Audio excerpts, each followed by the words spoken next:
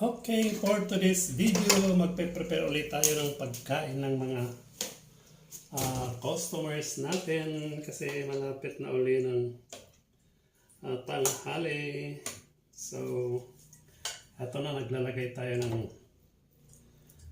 sweet and sour na siomai. Ito yung araw-araw na ginagawa ko minsan.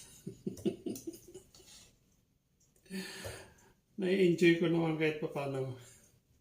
Nakakapagod nga lang pero wala tayong magawa eh. Kaya ganon. Bali, 5 ang laman ng isa. Ito, iniluto ko kanina ito ng ipinry ko tapos iniluto ako para maging sweet and sour. Ganon. So, bali 5 bawat plato. Tapos, may fried rice siya. Ganon.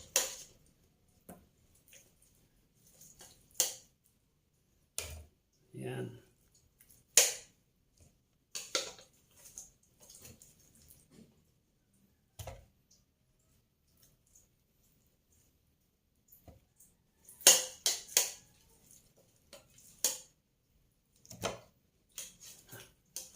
Pagkatapos nito, maglagay na tayo ng rice.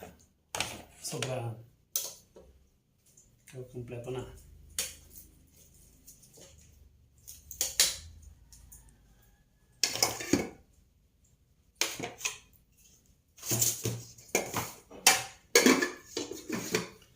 Kasi hindi pa ito nakakapaglagay mamaya.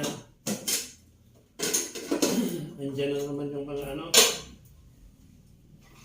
mga customers po natin. So, maglagay tayo ng rice. Wow.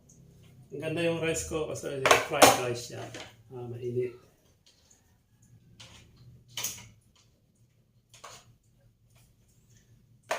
And that is worth 38 pesos only dahil may sabaw ito, may sausawan at saka may calamansi.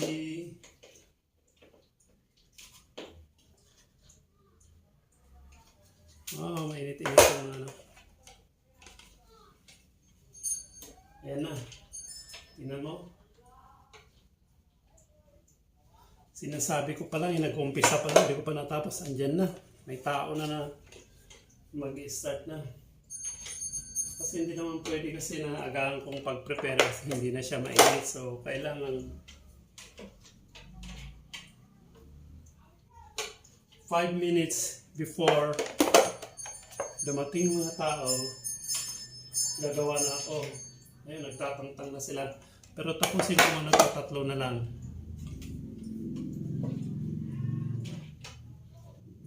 Andiyan na sila. Malapit na. Kasi mag-isa lang kasi ako na gumagawa nito. Wala akong kasama. So that's why